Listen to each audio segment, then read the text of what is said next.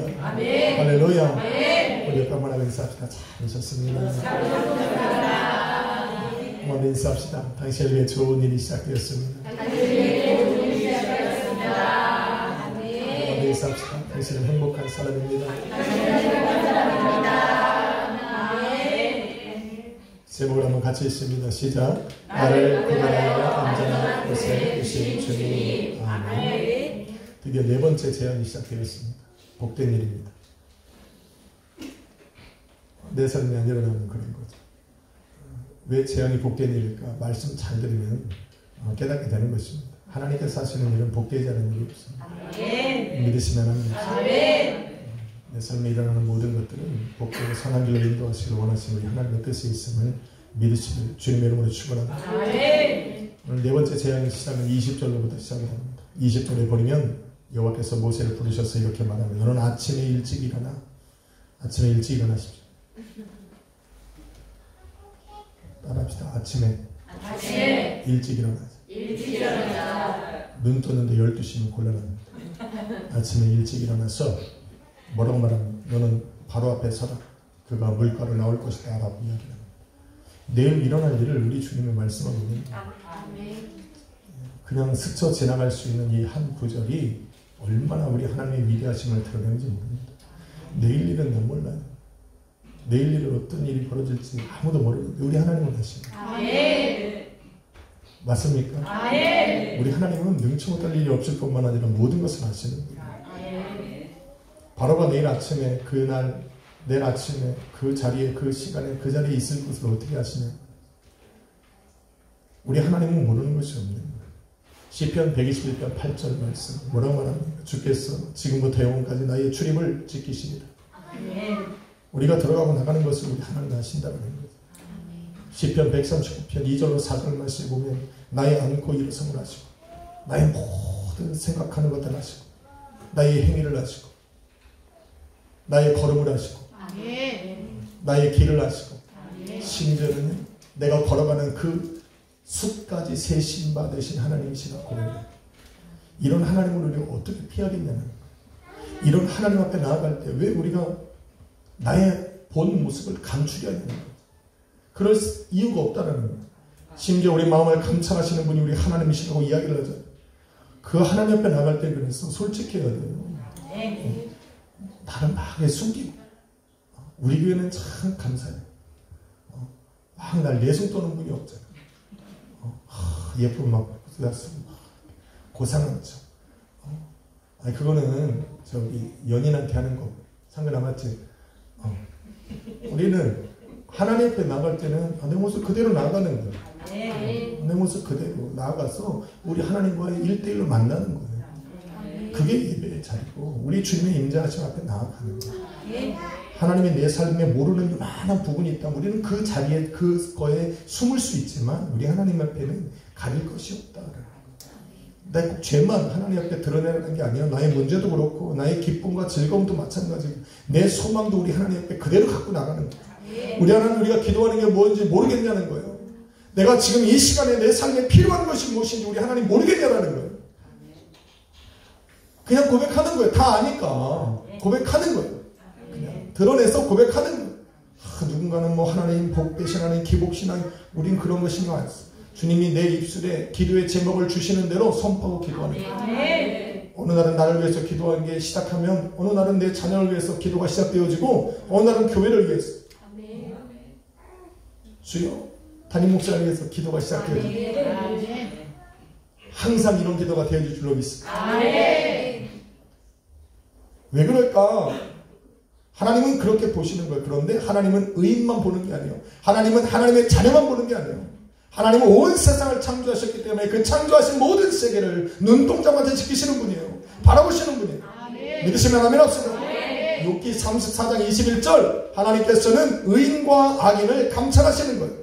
그 걸음까지 세심받는 거예요.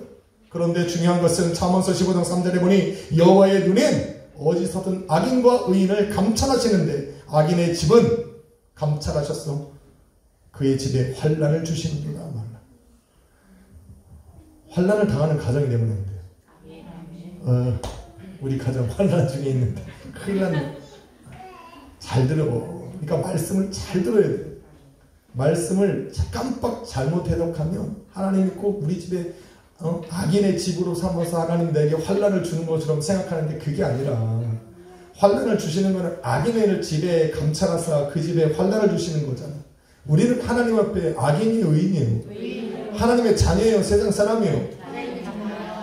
아니 그런 확신도 없이 이 자리에 앉아있으면 안 되지. 사도 바울이 강력하게 얘기한 게 뭡니까? 디모데후서 3장에 우리가 예전에는 하나님의 백성이 아니던 지금은 하나님의 백성이에요.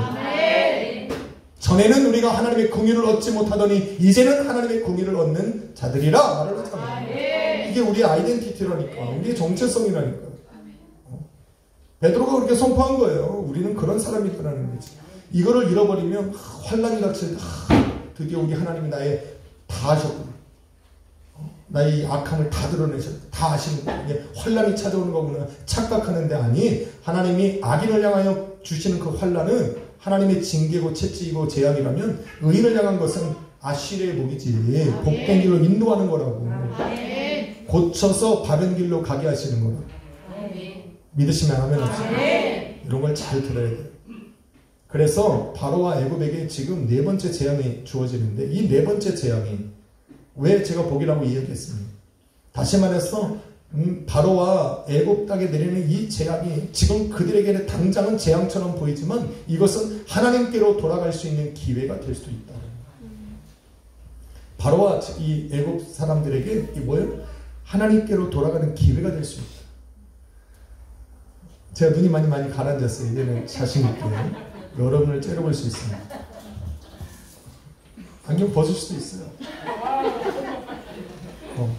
다만 쓰는 거는 인터넷으로 보시는 분이 거북스러울까봐 제가 안경을 맞추려고 합니다. 무태로 하나님께 아름답게 재창조해 주신 제 눈에 많은 사람들이 보고 하고 기쁩니다. 눈이 요즘에 아침마다 새롭고 눈동자가 보여서 너무 감사합니다. 여러분들 이런 은혜를 누리시기를 주님으로 축원합니다. 제가 간 병원 상세하게 제가 알고 있습니다. 필요하신 분은 말씀하시고 하나님의 은혜도 알려드리는데 병원까지 알려드려요. 하나님의 은혜가 항상 우리가 필요한 대로 우리 하나님 기회를 주시는 거예요. 기회. 그래서 내 삶에 하나님께서 베푸시는 인도해 가시는 모든 삶의 과정들을 바라보면 우리는 캐치할 수 있어요. 이게 지혜로운 사람이에요. 내가 왜 아플까? 내 환란이 다가칠까? 하나님 날 미워하시나? 책망하셨나? 꼭 이런 쪽으로만 생각할 필요가 없어요. 하나님 이걸 통해서 나를 어떤 복된 길로 나아가게 하시길 원하시고 근데 그렇게 못할 때 우리는 또 한 번의 재앙을 기다리고 준비해야 돼요. 감당할 수 있으면 한번 견뎌봐. 견디면 돼. 아직 네 번째로 네 번째. 아직 6개가 남았어. 여러분의 삶에 충분히 하나님은 충분한 시련과 환난을 갖고 있으니까 준비하고 기다리시면 돼요. 안 그러면 말씀에 순종하고 돌아와. 그러면 되는 거. 우리 하나님은 살리시기를 원하시는 분이십니다. 오늘 하나님께서 자신을 찾아와 원망하고 불평하는 모세에게 뭐라고 말씀하시냐면 이제 내가 너에게 내가 여호와인 줄 알게 하리라. 내가 애굽 땅에 행하는 일을 너가 보게 되리라 말씀입니다. 이것을 통해서 내 이름이 여호와인 줄 너는 알게 되리라 말씀입니다. 그리고 나서 우리 하나님이 일하시기 시작합니다. 10가지 재앙을 시작하셨어요. 근데 재밌는 걸 분명히 알아야 돼요. 우리 하나님께서 10가지의 재앙을 애굽 땅에 내리시기 전에 먼저 하신 일이 무엇이냐? 먼저 하신 일. 애굽 땅에 거하는 이스라엘 민족을 향하여서 그 땅을 구별하셨다라는 이거를 은혜로 여기지 못하고 깨닫지 못하면 우리는 하나님이 세상에 돌아가는 저런 환난과 시련 앞에 우리는 같이 두려워해야 돼.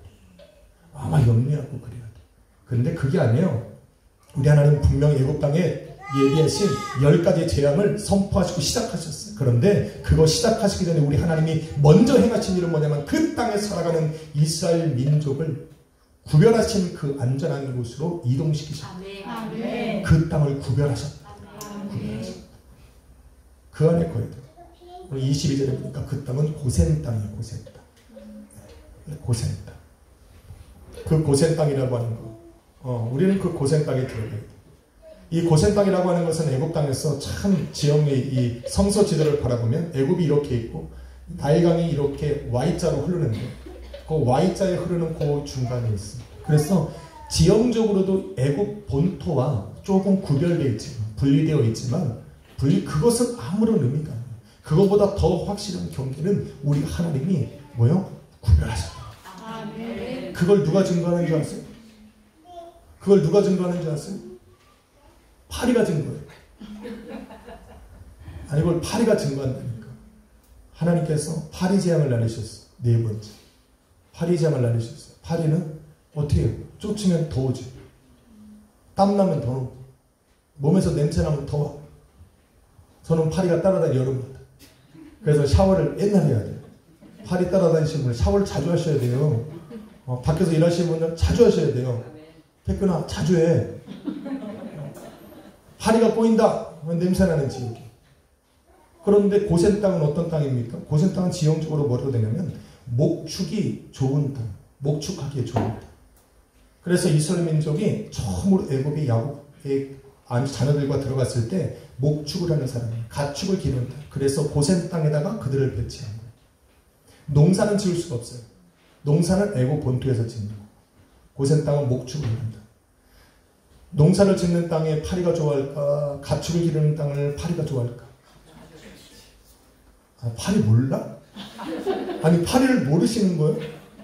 여러분이 알고 제가 아는 그 파리 말하는 거예요. 근데 애굽 땅의 파리는 좀 커. 큰 파리예요. 그 파리들이 가축을 좋아하는 거예요. 가축의 배설물을 좋아하는 거예요. 그런데 놀라운 일은 뭡니까? 하나님께서 24절에 말하고 22절에 보니까 하나님께서 그 땅의 경기를 정하셨어요. 그리고 파리 때에 그 재앙을 탁 내리실 때 이 파리들이 이 바로와 그의 신하들의 집과 애굽의 온 땅을 파리대로 덮으실 때 유일하게 파리들이 가지 않은 땅이 있는데 그 땅이 어디 있다? 고센 땅이다. 파리들 오지 말라고 파리들이 날아가지 못한 게 모르는 것이 아니에요. 냄새가 막 끌려. 저희 가축이 막 똥냄새가 막 자기 너무 좋아하는 냄새들이 막 고센 땅에 퍼지고 있는데 파리들이 안 가. 왜 안 가? 안 가는 게 아니라 못 가는 거야. 하나님이 가지 말라고 하셨어요. 그 엄청난 수만 마리의 그 파리떼들에게 우리 하나님이 일일이 말씀하셨어. 가지 마. 가지 마. 아니, 생각해봐. 파리들은 이렇게 순종을 잘하는 거야. 왜 우리는 순종을 안 하는 거야? 그래서 옛말에 있는 거야. 파리떼만 더 못하다. 이런 말이 있나? 이런 말 없죠. 아니, 제가 만들어낸 거예요. 아니, 하물며 이 파리떼들도 자기가 좋아하는 그 장소와 그 냄새를 따라서 안 가는데, 아니, 우리만 가지 말라고 하는 데를 간다. 파리보단 나아요.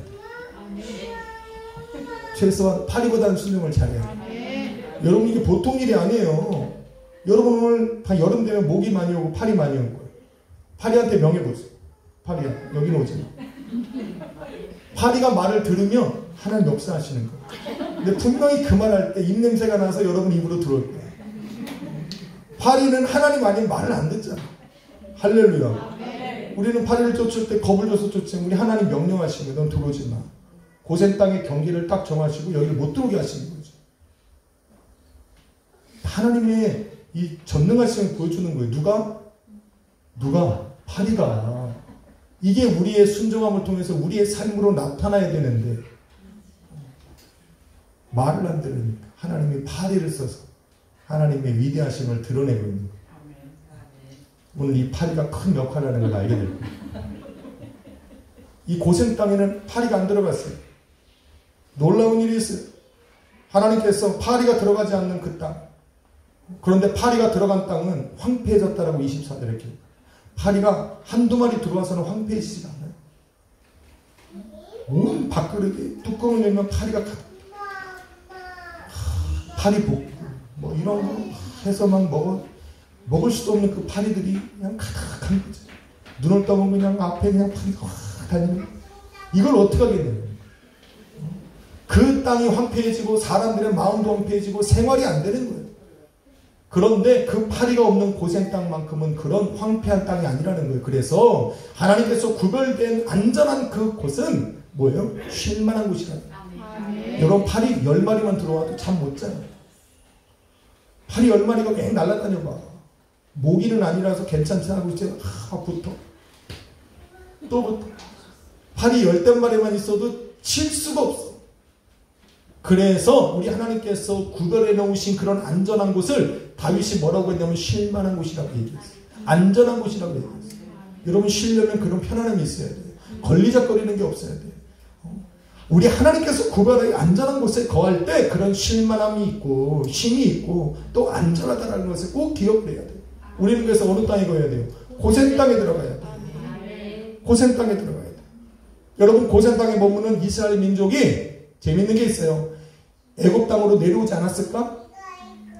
예전에 야곱과 야곱의 자녀들이 저기 이방 지역에 살아갈 때에 그곳에 들어갔을 때 그의 청제들이 그 아들들이 어디로 들어갔어? 그 땅으로 들어가서 그 땅의 풍습을 쫓아하고 그들의 신들을 쫓아 섬기고 그들이 입는 의복과 귀걸이와 모든 장식품들을 생활 습관들을 다 배웠다니까.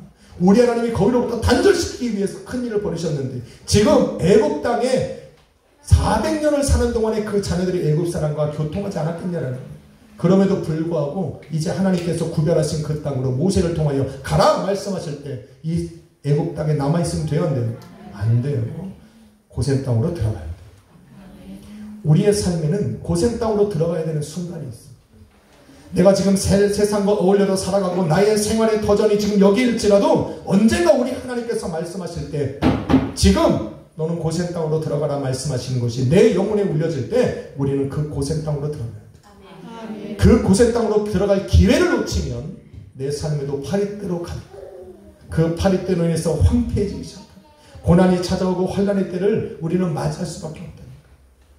내 삶에 여러분 시련이 닥치면 곰곰이 생각해봐. 내가 어느 땅에 지금 거니? 하나님께서 구별해 놓으신 저 땅으로 들어가서 내가 살아가고 있는지 아니면 내가 지금 살아가고 있던 그 애굽 땅에 여전히 내 발을 담그고 있는지를 고민해봐야 돼. 고민해봐야 돼. 나의 시련이 어디로부터 오는지를 한번 고민해보자. 내가 고센 땅에 있다고 해서 내 삶에 문제가 없는 것은 아니에요. 다만 이 고난을 통하여서 내가 지금 환난을 당하는지 소망 중에 거하는지를 알면 돼요. 나의 삶을 통해서 내가 지금 환난을 바라보고 내 마음이 무너져가는지 아니면 내가 당하는 지금 시련과 고난을 통해서 좀 더 소망을 바라보고 우리 하나님을 의지하며 나아가는지를 알아보면 되는 거예요. 여러분의 삶에 그러한 역사들을 내 안에서 남들은 모르지만 나는 알 수 있어요. 내가 당하는 시련을 통해서 오늘 감사함을 올리는 거 보면 이분들 내가 감사함을 드리면서 그분들이 드리는 그분들의 삶을 내가 모르는 것이다. 그런데 그분들이 그 모든 어려움과 환난과 고난을 감사로 바꿔서 지금 드리고 있는 거죠. 그러니 기도가 안 나오겠냐? 더 간절해지지 않겠냐? 교를 읽을 때마다 제 마음속에 그분들의 얼굴이 막 아른거려. 그분들의 가정과 삶이 내 삶에 아른거려.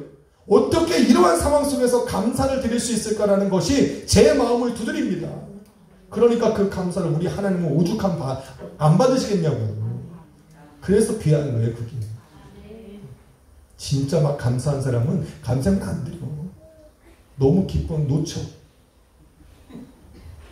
상근아, 너 태근아, 좋은 직장을 가졌지. 감사해? 이번 주에 감사해? 제가 오늘 태근이한테 그런 질문에 태근아 언제쯤이면 돈 버냐? 그랬더니 향후 몇 년간은 마이너스래. 그때까지 어떻게 기다리냐면. 근데 좋은 데로 가긴 갔나 봐요. 얼굴이 빛이 나. 맞아? 아닌가 봐. 곧 돌아오게 생겼네. 곧 돌아오게 생겼어. 돌아올 때는 미련 없이 돌아와. 언제나 예배하신 기름이 있습니다. 아멘. 저와 여러분이 신학 예수님이 오셔서 우리에게 고센 땅을 알려주셨어요. 쉴만한 곳, 안전한 곳. 그곳이 어디냐 그러면 우리 주님의 주권적 통치가 있는 나라. 하나님의 나라죠.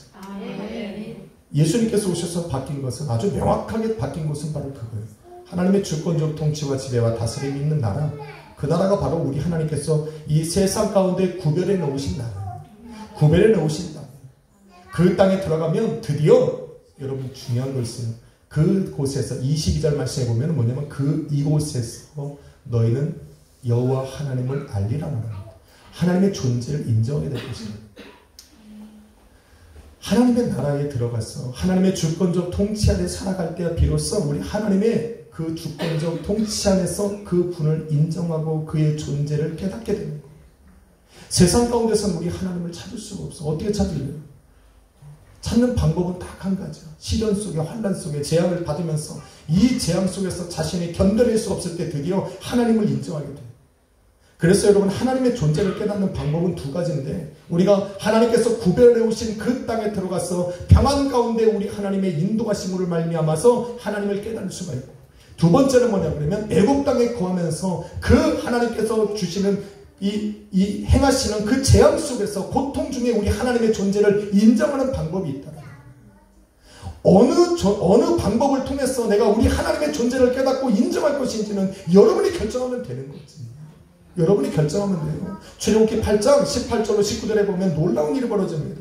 세 번째 재앙까지 와요. 마지막 세 번째 재앙이 무슨 말이냐면 땅의 티끌을 이로 변해서 이 애굽 땅에 거하게 하는 거예요. 이거를 애굽의 요술쟁이들도 행하고 싶었어. 그 전까지는 됐어요. 그런데 이 티끌을 이로 변해서 이 애굽 땅에 퍼지게 만드신 그 하나님의 역사를 애굽의 요술장이들도 하고 싶었어요. 그래서 요술장이들이 그같이 행했어. 그런데 됐어요, 안 됐어요? 안 됐어. 안 됐어. 못했어. 그래서 그 요술장이들이 바로에게 가서 뭐라고 하냐면 이것은 하나님의 권능입니다. 하나님의 존재를 인정하고, 그리고 더 이상 요술장이들은 등장하지가 않아요. 사라진 거예요. 더 이상 그 하나님의 권능을 인정하고 나서는 하나님의 권능에 도전을 안 합니다. 재밌는 게 있죠. 하나님의 권능을 인정하는 것은 자기가 할 수 없을 때, 이게 우리의 삶의 터닝 포인트예요. 우리는 잘 기억해야 돼요. 지금 우리는 성경을 통해서 우리 하나님이 우리에게 알려주시는 것을 내 삶에 적용하는 방법을 좀 알아야 돼요. 애굽과 바로와 그 나라를 바로와 함께 지배하고 다스려가던 그 요술장이들이 하나님의 권능과 하나님의 존재를 인정하고 깨닫게 되는 방법은 자신들이 할 수 없을 때예요. 우리의 삶에 내가 하나님의 존재를 깨달을 때는 여러분 분명히 알아야 돼요. 내가 할 수 없는 나의 한계와 부딪히면 우리 하나님의 존재를 인정해야 돼요. 내 삶에 벌어지는 삶을 통해서 내가 도대체 할 수 없는 일이, 내 삶에 감당할 수 없는 일이 일어났을 때 우리가 드디어 인정해야 될 것은 우리 하나님이시라고. 내 삶을 만드시고 창조하시고 해결하실 수 있는 분 우리 하나님 한 분이라는 것을 인정해야 돼요. 아니 애굽의 요술장이들도 인정하는 그것을 왜 우리는 못하냐는 거지. 우리도 할 수 있잖아. 하나님, 지금까지 내가 열심히 안 사는 사람이 어디 있어? 내 삶을 포기하고 태어날 때부터 지금까지 살아가면서 그것이 50이 됐던 60이 됐던 70이 됐던 내 삶대로 내 마음대로 뭐 세상 흘러가는 대로 내버려두며 살아갔던 사람이 어디 있습니까? 나름대로 내 삶의 계획을 세우고 내 삶이 좋은 방향으로 흘러가도록 최선을 다해서 살아왔지만 지금 이렇게 살아가는 거지. 우리의 삶의 그 벽과 부딪혔을 때 우리에게 우리 하나님이 원하시는 것은 뭐냐? 우리 하나님의 존재를 인정하는 거예요. 아, 그렇구나. 우리 하나님의 권능의 역사가 필요하구나라는 걸 깨달으라는 거예요. 그걸 못 깨달으면 안 돼. 그런데 여러분 아셔야 돼요. 우리가 어떠한 방법으로든 내가 내 삶의 평안함을 통해서 쉴만한 물가에서 우리 하나님이 베푸시는 은혜 가운데 우리 하나님의 존재를 깨닫고 인정하듯, 아니면 내 삶 속에 일어나는 환난과 시련을 통해서 고난을 통해서 우리 하나님의 존재를 깨닫고 인정하게 되든, 중요한 것은 내가 우리 하나님의 존재를 깨닫는 그 순간 뭐가 일어나냐면 우리 안에서는 깊은 충돌이 일어난다. 우린 이걸 모르면 안 돼. 이걸 모르면 고민해. 왜 이러지? 우리 하나님의 존재가 죄악 중에 살아가던 내 삶에 딱 들어오면 가장 먼저 일어나는 것이 충돌이에요. 충돌. 내 자아와 우리 하나님의 이 원하심이 이 안에서 충돌을 일으켜. 이 충돌, 이것에서 우리는 승리해야 되는데, 이것을 이 승리에서 충돌할, 이 충돌에서 우리가 승리하려면 이걸 알아야 돼. 이 특성을 좀 알아야 돼. 우리 하나님의 존재를 내가 깨닫고 인정하게 되어지면 첫 번째로 우리 안에서 거부합니다. 거부해요. 여러분 한번 가만히 봐봐. 나를 보든지 여러분이 복음을 증거해보면 알잖아. 복음을 들은 사람들이 첫 번째로 이렇게 하는 사람은 없어요. 첫 번째로 그렇게 하나님의 존재가 그 사람 안에 딱 들어가면 첫 번째로 하는 것은 뭐냐면 부인하고 거부합니다. 완악해집니다. 마음이. 어제까지는 굉장히 친했는데 복음이 들어가고 하나님의 존재가 알려지면 거부하고 팍 부딪혀요. 이렇게 깨달아보면 알아요. 남들은 고생하고 내 자신부터 알잖아. 하나님의 말씀이 내 안에 딱 들어와서 하나님의 존재가 내 안에 진짜로 느껴지면 맨 처음엔 거부해요. 왜? 지금까지 나는 내 삶의 주인을 내가 주인 삼아 살아왔거든. 내 인생을 내 것이라고 생각하고 살아왔는데 우리 주님께서 그 주권적 통치하심이 내 안에 들어오면서 내 삶의 주인이라고 얘기하는 거죠. 충돌을 일으킵니다. 그래서 여러분 볼게요. 출애굽기 8장 18절로 19절에 요술쟁이들이 바로에게 가서 이것은 하나님의 권능입니다라고 얘기했을 때, 권능의 일입니다라고 얘기했을 때 바로가 뭐예요? 그 마음이 더 완악해져. 왜? 바로는 지금까지 애굽의 유일한 왕이었고 유일의 신이었어요. 그런데 그 여호와 하나님의 권능이다라고 이야기하니까 내가 내드리고 싶어? 인정하고 싶습니까? 아니요. 내가 그분을 그 여호와 하나님의 권능을 인정하는 그 순간 나는 그 신보다 더 아래에 있는 신이 되거든. 그가 이스라엘 민족 앞에 이 자신 앞에 섰던 모세에게 뭐라고 말했어요? 내 백성 이스라엘을 보내라고 말했을 때 바로가 뭐냐면 너희 하나님이 누군데? 내가 너의 말을 듣고 내 이 이스라엘 민족을 내보내야 돼. 이렇게 무시했던 바로가 그 이 세 가지 재앙을 통해서 그 하나님의 권능과 존재를 인정해야 된다. 그 밑에 굴복하면서 그들을 내어보내야 된다. 그들의 말에 순종해서 이스라엘 민족을 이 땅에서 내어보내주어야 된다. 아니요. 불가능한 거예요. 그래서 거부합니다. 마음이 완악해져. 오히려 더 완악해져. 여러분의 삶에 우리 하나님의 존재를 분명히 모르는 것이 아니에요. 그 하나님의 존재가 내 삶에 인정되어지면 그 심령 속에 더 완강해져. 부딪혀. 그래서 재앙이 간 거야. 그 마음이 완악해져서 우리 하나님이 오케이. 그리고 시작된 게 네 번째 재앙. 파리 때가 어떻게 돼요? 바로의 집과 온 애굽 땅에 가득하게 되는 거죠. 여러분 오늘 마음이 완고해집니까? 하나님 말씀을 듣는데 내 마음이 어제와 다른 마음이 돌같이 굳어지는 걸 느끼면 여러분 기대하십시오. 조만간 재앙이 옵니다. 준비하십시오. 어떤 모양으로 갈지 팔인지 인지 나는 잘 모르지. 여러분이 첫 번째로부터 시작할지 근데 마지막까지 가면 안 돼. 그냥 팍으로 가니까 그 전에 끝내야 돼. 재앙을 준비하십시오. 아니 너무 겁먹지 마시라니까. 이 하나님의 재앙은 복된 거라고. 돌이킬 수 있는 기회라고. 오늘 돌이키면 얼마나 감사해. 할렐루야 하면서 고생 땅으로 넘어가면 되는 건데. 그걸 못 넘어가고 버티네. 그러니 어떻게 돼요? 파리가 내려가죠. 파리 때가 그냥 그 애국 땅을 다 덮고 나서 그 땅이 황폐해지고 고통을 당하니까 드디어 이 마음의 변화가 돼요. 우리 하나님께서 하나님의 존재를 깨닫고 하나님께서 내 삶에 찾아오셔서 기회를 주셨을 때 내 마음이 완고해지면 내 삶에 시련이 찾아오는 거예요. 하나님이 깨우시는 거예요. 그 완악한 마음을 내 영적으로 돌같이 굳어진 마음을 우리 하나님이 정으로 깨우고 있어요. 그게 재난이고 고난이에요. 어떠한 모양으로 그의 삶을 깨우실지 우리 하나님은 몰라. 하나님의 계획만 알아요. 그런데 그런 고난 앞에 우리는 반드시 어떻게 해야 돼요? 무너질 수밖에 없어요. 하나님을 다시 그 하나님의 존재를 인정하지 않을 수밖에 없어요. 드디어 바로가 인정을 하게 되죠. 인정을 합니다. 두 손을 든 거예요. 그걸 뭐라고 말합니까? 모세가 가서 얘기하죠. 너 이렇게 하면 이렇게 할 거다. 근데 진짜 파리가 들어와갖고 황폐해지니까 바로가 모세를 부릅니다. 뭐라고 말합니까? 그래? 너 하나님 예배했거든요. 하나님 예배해. 근데 이 땅에서 해. 이 땅에서 하라. 재미잖아. 이게 영적으로 무슨 의미인지 잘 모르시겠지. 타협점을 찾는다니까. 우리 하나님의 존재가 내 삶에 탁 들어왔어.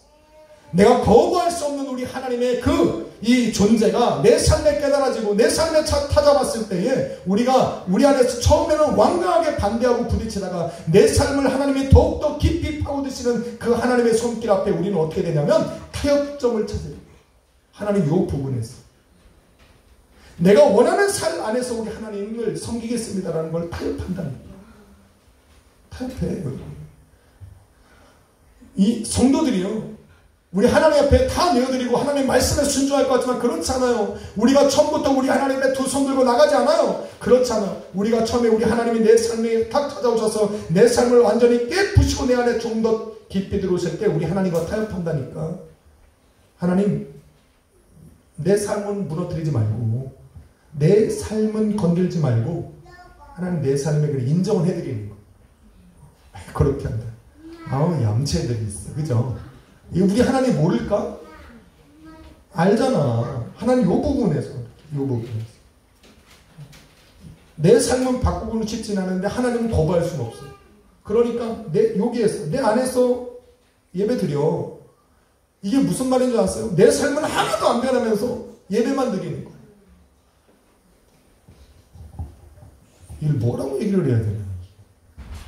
우리가 사형리에서는 이걸 세상적인 그리스도인이라고 해요. 내 삶은 하나도 바꾸고 싶은 마음이 없는데 또 바꾸고 싶지도 않은데 그래도 존재는 인정하고 싶어. 거부할 수는 없어. 그래서 어떻게 해야 돼요? 그 안에서 예배드리려는 거예요. 내 삶은 하나도 바꾸고 싶진 않은데 그래도 겁은 나. 하나님의 존재는 내가 부인할 수는 없으니까. 안 그러면 계속 파고 들어오시니까. 그러니까 예배는 드려. 예배는 드리는데 내 삶과는 무관한 거예요. 이렇게 해요. 여러분 근데 잘 들어야 돼. 하나님은 구별하셨잖아요. 구별. 이 구별이라고 하는 것은 여러분 파라라고 하는 구별하다라고 해서 동사적으로 원어로 파라예요. 완전히 분리시키다. 명확하게 나누다요. 우리 하나님은 중간이 없어. 너가 차든지 덥든지 하려면 둘 중에 하나에 미지근하게 하지 말라는 거죠. 하나는 세상에 하나는 양쪽에 걷어들고 이렇게 하면서 뒤뚱뒤뚱 걸어가지 말라는 거죠. 그런 상태가 우리 안에 두 번째로 찾아옵니다. 이런 상태에 살아가는 분들이 좀 있어. 한번 인사합시다. 당신은 아닐 겁니다. 분명히 이 얘기를 들었을 때 우린 찔려야 돼. 깜짝 놀랐을 거야. 나입니다라고 얘기했으면 편했을 텐데 당신은 아닐 겁니다. 그 말 안에는 나는 포함됩니다라고 얘기하고 싶은 걸 거예요. 그런 분들이 있어요. 이게 영적인 두 번째 상태예요. 그런데 이 단계가 딱 넘어가면 또 다른 단계에 들어와요. 바로가 뭐라고 하는지 아세요? 모세한테. 근데 모세가 뭐라고 말하면 No! 그거 우리 하나님 원하시는 일이 아니라는 거예요. 내가 거기 안에서 너네 그 애국 땅 안에서 내가 제사를 드릴 거면 내가 너한테 뭐하러 왔냐는 거예요. 너희가 제사하는 거 싫어하잖아. 그러니까 어떻게 돼? 우리가 하나님 앞에 제사하는 걸 말하면 너희가 돌로 우리를 칠 거 아니냐? 죽일 거 아니냐? 그래요. 다시 말해서 여기 봐보세요. 내가 내 삶은 바꾸지 않고 그 안에서 예배만 드리며 살아가는 사람들은 언젠가는 무너집니다. 이건 분명한 사실이에요.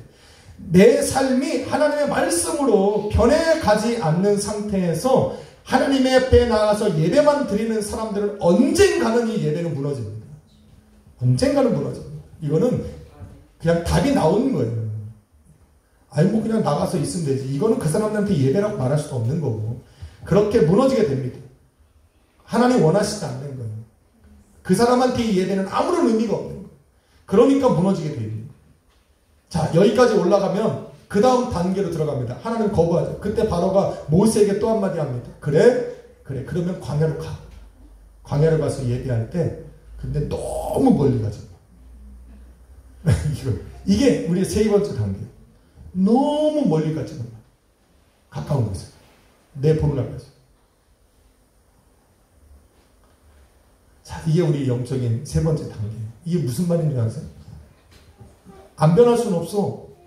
그런데 다 변하지는 않아. 내 일부분은 하나님 앞에 내어드리는데 내 일부분은 이거는 여전히 내 삶이야.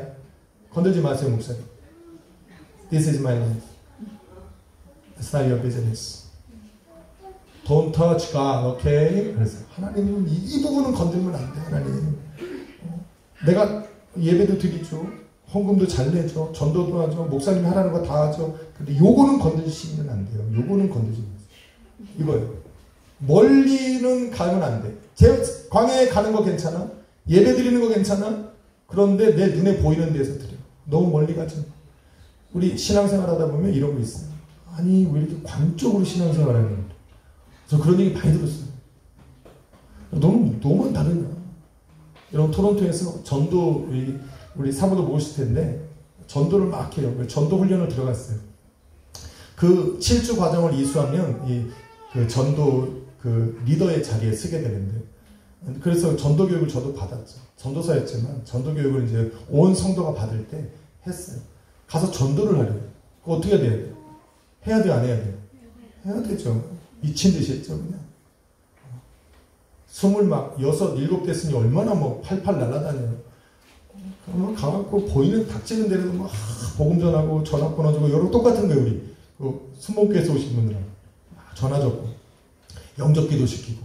그래가지고 하루에 막 70명, 80명씩 했어. 놀랬죠. 막 교회가 막 엄청나는 거지. 그럼 막 계속 했어요. 그거를 7주 동안 했다니까, 7주. 그리고 나서 놀라운 역사가 일어났어요. 여러분은 생각도 할 수 없는 역사. 제가 가서 전도하는 곳에 제가 블랙리스트에 올린 거예요. 그걸 못 들어갑니다. 빌딩 3개가 있는데 그 빌딩 3개에 들어가 완전히 전도 지역이었는데 거기 시크릿들이 제 얼굴을 딱 알고는 못 들어오게 합니다. 이런 놀라운 역사. 하나님 은혜. 제가 그때 깨달은 게 뭐냐면 주를 위하여 핍박을 맞으는 복이 있는. 그게 막았어요. 그래서 내가 어떻게 했게? 지역을 바꿨지. 지역을 바꿨었어요. 셰퍼드 했었는데 놀수역으로 바꿨어. 그렇게 전도로 소문났어요. 그런데 제가 개척을 했는데 그걸 못하더라고요. 전도사 때는 열심히 했는데 전도사로 있을 거예요. 개척을 하는 바람에 힘을 잃어버렸어. 말씀 준비하다가 말씀이 올라가요. 여러분 걱정하지 마. 여러분 말씀할 거 전도하십시오. 그렇게 하나님께서 내 삶이 어떻게 돼요? 변화되는 것을 싫어요. 내 한 부분은 하나님께서 마음대로 하시도록 내어버려 두시는데 내 육적인 삶은 육적인 삶 그대로 하는 거예요. 내 삶이 전체적으로 내가 할 수 없는 부분들대로 살아가는 저 사람들을 오히려 우리는 비난하면서 너는 왜 그렇게 살아가냐? 너 그렇게 살아간다고 신앙생활 잘하는 거 아니라고 비판할 수 있어요. 우리 입술은 그렇게 해요. 그러면서 내 삶은 한 구덩이 속에 남겨놓고 이 부분만은 우리 하나님이 건들지 못하도록 만들어요. 그래도 우리 하나님은 어디로 파고 들어오셔? 여기로 파고 들어오셔. 그래서 이거를 놓지 않으면 안 되게 만드신다니까. 어두워졌어. 이게 아닌데. 좀 있으면 이제 밝은 뮤직이 나오니까 여러분 기억하시고. 이렇게 내 인생을 반으로 나눴어. 우리 하나님 이거는 주님께 드리고 이거는 내 삶이니까 건들지 마시고 이렇게 살아가는 게 실질적으로 우리의 모습이라니까. 이게 우리의 모습. 그 다음 모습은 어떻게 해요? 우리는 바울처럼 주여 내 삶은 배설물처럼 여기고 여호와를 섬기는 것이 고상합니다라고 살아가는 것이 우리의 모습이라고 얘기했으면 좋을 것 같지. 근데 안 돼. 우리는 여전히 이 모습으로 어디까지 가는 거야? 주님 앞에까지 가는 거야. 이거를 안 된다니까. 그래서 우리가 하나님 앞에 이 아시레의 복을 받으려면 우리 하나님께서 내 삶에 이 아시레의 복, 우리 교회 처음 나오신 분은 잘 모르겠는데 이 아시레의 복은 우리 하나님의 복 중에 하나예요. 복된 길로 예비해 놓으신 복된 길로 나아가게 하시고자 그 길로 나아가는데 장애가 되는 나의 삶의 부분들을 우리 하나님이 제거해 가시는 부분들을 이 복을 그 자체를 복이라고 하는 거예요. 이게 아시레의 복이에요. 그 복은 우리 하나님이 복된 길로 나아가도록 인도하세요. 그래서 내 삶에 이 하나님 앞에 온전히 드리지 못한 이 부분을 우리 하나님이 만지시면서 하나님의 길로 이렇게 인도해 가시는 것이 바로 우리의 삶이에요. 할렐루야. 그렇게 하는 거예요. 그런데 이렇게 하면서 우리 하나님은 당신의 존재를 인정하고 깨닫게 만드시는 거예요. 그러면서 바로에게 계속적으로 이야기를 하죠. 재밌는 게 있어요. 뭡니까? 우리는 지금 바로와 같은 그런 영적인 상태로 여전히 살아가고 있지만 우리가 거하고 있는 곳은 고센 땅이라는 거예요. 하나님의 인도하심 속에 있다는 거예요. 내가 우리 하나님 앞에 100% 드리지 못하고 있는 이 삶의 부분들이 있음에도 불구하고 우리 하나님이 나를 하나님의 그 밖에 두시지 아니하시고 우리 하나님이 구별되신 땅으로 내가 나를 두셨다는 거예요. 그리고 내가 드리지 못한 이 부분들을 하나님이 만져 가시는 것이 지금 우리의 삶의 과정입니다. 그러니까 내 삶이 조금 잘 됐다고 남들 앞에 교만할 이유도 없고 내 삶이 안 풀린다고 우리 하나님 앞에 원망할 일도 없다. 우리 하나님께서 지금도 나를 인도해 가시는 그 과정 속에 있다는 것 자체가 우리는 하나님의 은혜다. 할렐루야. 우리 그게 성도예요, 성도. 우리 하나님이 아직 버리지 않으셨거든. 그런데 우리 하나님이 우리를 원하고 기뻐하시고 거하게 하시길 원하시는 땅은 바로 이 구별하신 땅, 고센 땅이에요. 이 땅에 들어가면 재앙은 없어요. 다만 평안한 삶이 있고 안전합니다. 쉴만합니다. 그런데 우리는 이 땅에 안주할 수는 없어요. 여러분 기도하면, 잘 들으세요. 여러분 기도하면 우리 하나님이 응답하십니다. 아멘. 믿으시면 아멘. 아멘. 안 믿으려면 안 믿어. 그건 여러분 마음이니까. 오늘 분명히 우리 기도할 텐데 기도해보면 다 제가 기도를 좀 오래 한다 그러면 이유가 있어. 내가 기도할 때 제가 이렇게 머리에 넣어놓고 기도하다가 목사님이 너무 치사한데 한 번을 이거 그냥 가시면 이유가 있어. 다 이유가 있어. 이게 그냥 올리고 가는 것 같죠? 그렇지 않아요.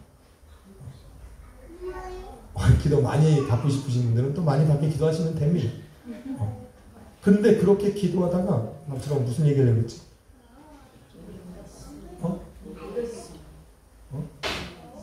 이유가 있죠. 제가 원고를 잘 안 보고 막 이렇게 하다 보니까 끝인데 고센 땅에 우리는 머물면은 안 돼요.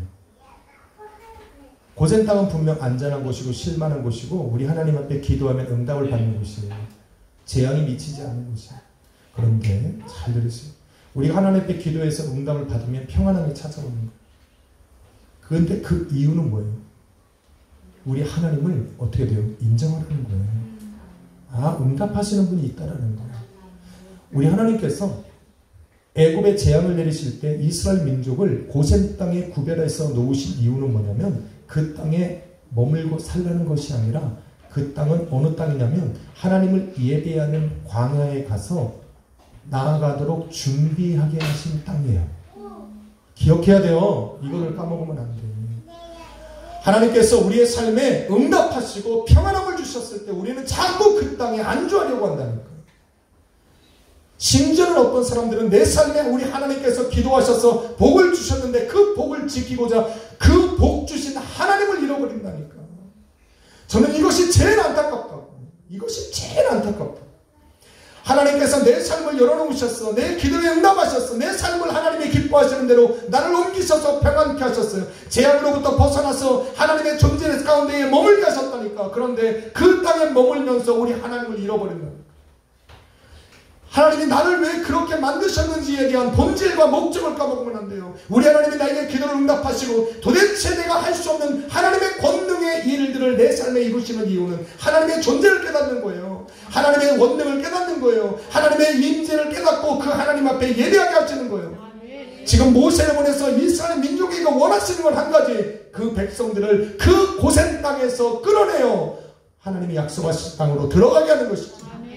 고센 땅이 아무리 재앙이 없고 평안이 임하고 안전하고 쉴만한 땅이라도 그 땅에 머물면 안 되는 거지. 아무리 우리 하나님이 지금 구별하여서 안전하다고 이것은 그들이 머무는 땅이 아니에요. 그 땅을 걸어 나와서 광야로 들어가야지. 왜? 우리 하나님이 그곳에서 예배하라고 말씀하셨으니까. 여러분 삶에 오늘 응답이 있을 거예요. 여러분 분명히 여러분이 기도하는 대로 우리 하나님 응답하실 거예요. 응답하시면 그것에 안주하면 안 돼.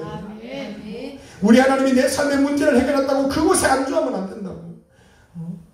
내 삶의 문제가 있어 우리 하나님 앞에 간절히 기도했어요. 저는 분명히 합니다. 우리 하나님은 살아계시기 때문에 기도에 응답하시는 분이죠.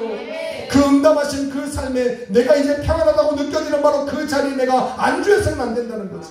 우리는 그 응답하신 자리에서 나와서 어디로 가야 돼? 우리 하나님을 예배하는 자리로 나가야지. 우리 하나님은 왜 그걸 원하십니까? 여러분 기도의 응답 우리 하나님이 언제 어디서 날 수 있어? 왜 내 삶에 기도의 응답이 없어? 안 해줘도 사니까 그러는 거야. 집사님 안 해줘도 사니까. 당장 죽을 것 같아도 멀쩡하잖아. 당장 죽을 것 같으면 우리 하나님 당장 먼저 내시지. 오늘 내가 살아 숨쉬는 것이 하나님의 은혜라며. 아니요. 조금 좋았으면 좋겠어. 그럼 오늘 기도하셔. 다만 그런 하나님의 기도의 응답이 내 삶에 이루어졌다라고 체험되어지면 예배의 자리에 더 올인하게 되는 거죠. 저는 토론토에서도 많은 분들을 기도하고 함께 신앙생활을 했어요. 토론토는요, 미안한 말이지만 외국으로 이민 가면 쉽지 않아요. 정말 쉽지 않아요. 우리 여기 미경 집사님도, 우리 지난번에 캐나다에서 왔던 미경 집사님 생각나나? 그 아드님이 지금 연예인 데뷔하려고 아이돌 준비하고 요번에 이제 데뷔할 건데 내가 알려줄 테니까. 춤도 잘하고 노래도 잘하고 랩도 잘하고. 그 분이 캐나다에 간 지 거의 한 20년이 넘었는데 나는 왜 지금까지 힘든지 모르겠다. 토론토 삶이 쉽지 않아요. 이민 삶이 정말 쉽지 않아요. 외국에 나가서 살아보신 분은 다 알아요. 한국에 돌아오면 무슨 느낌이, 공항에 딱 돌아서면 무슨 느낌이 되냐면 한국이 나한테 준 것도 없는데 마음이 너무 편해. 평안. 자꾸 잠깐 생각이 자꾸 삼천포로 가지. 왜 그랬을까? 정신 차려, 사랑아. 여기 앞에 있는 이유가 있는 거야. 분명 저를 쳐다보는데 초점이 없어지면 안 돼. 그렇죠. 우리는 하나님께서 내 삶에 캐나다에서 진짜 막 그 삶이 너무 어렵고 힘들어갖고 가족들도 없고 그래요. 그럼 막 교회 와서 막 부르짖고 기도해. 그러면 그분들 놓고 막 기도해. 금식하며 기도해. 그리고 나서 막 삶의 문제가 해결되고 나면 그 다음이 문제예요. 그 다음이 문제. 하나님이 주신 사람 막 잘 되잖아요. 그러니까 예배를 못 나와.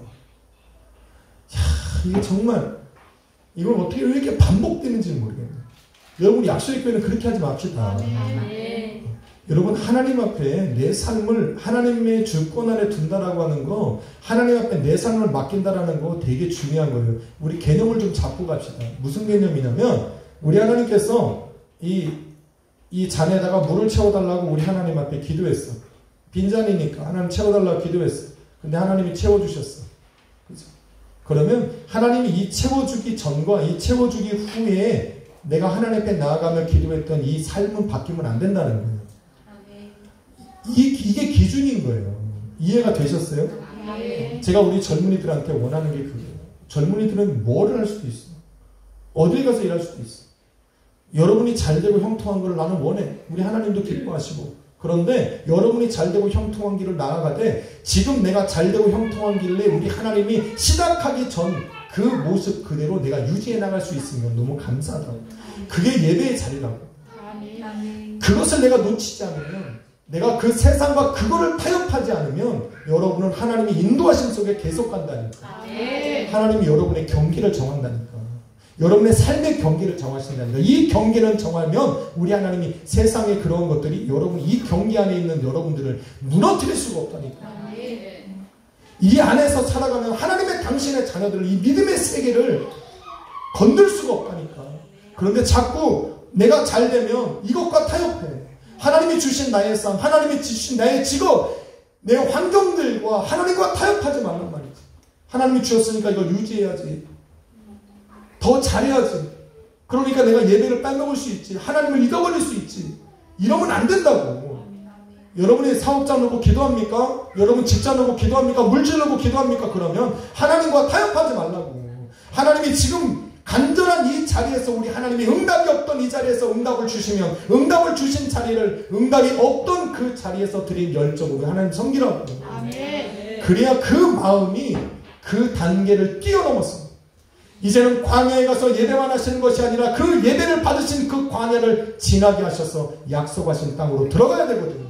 이게 우리 하나님 원하시는 땅이지.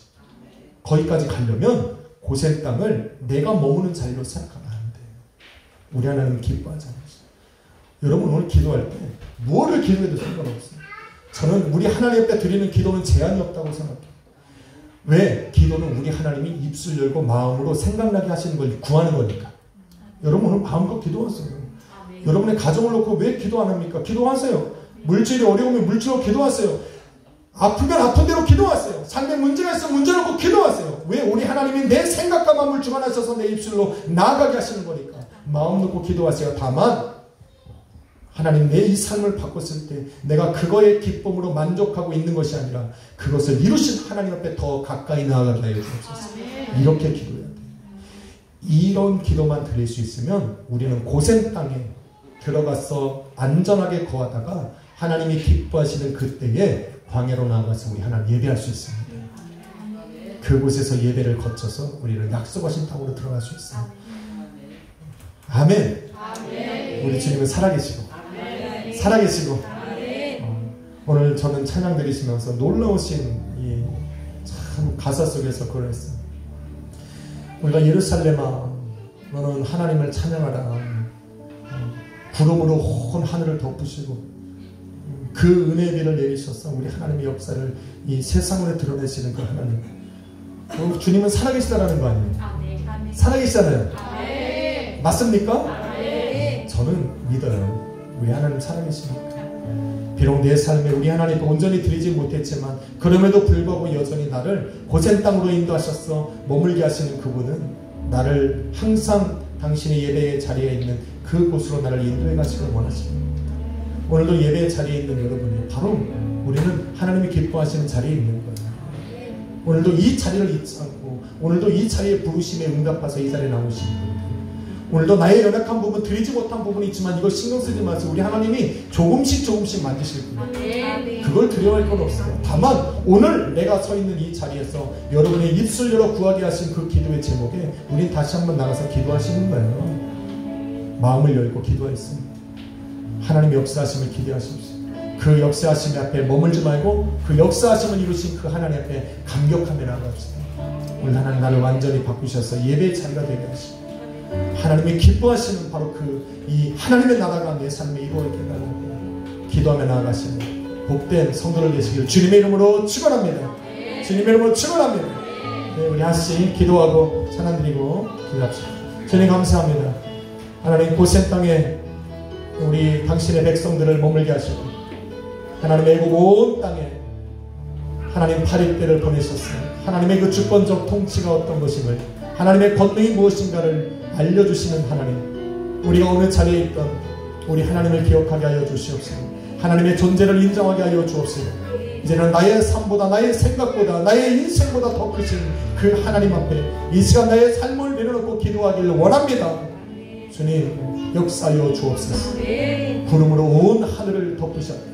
오늘도 당신의 임재하심과 그 권능으로 나의 삶을 덮으시고 우리의 모든 문제를 덮으시고 우리 교회를 덮으시고 가정을 덮으셔서 그 안에서 하나님의 그 주권적인 역사가 일어나게 하여 주시옵소서.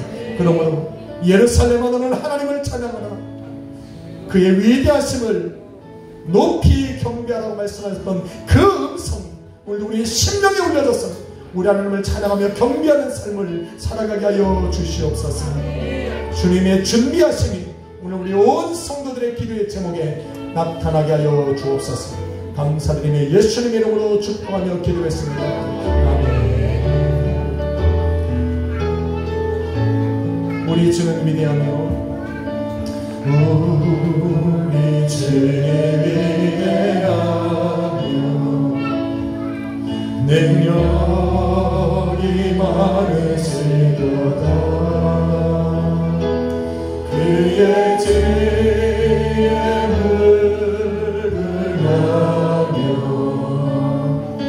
인천이 영원하도다. 상한 자들 고치시며 상처를 보내시도다. 열두 예수를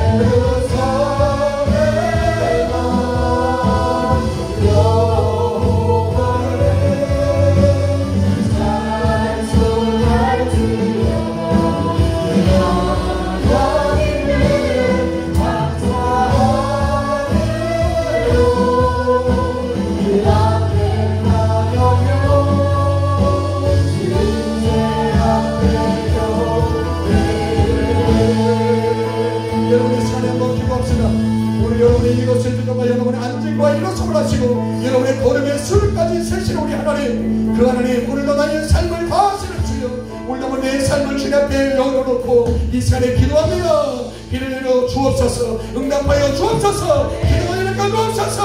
아버지, 우리는 예배 가운데 있는 그 자리로 우리를 인도하여 주옵소서. 주여, 세 번 우리 앞에 기도합시다.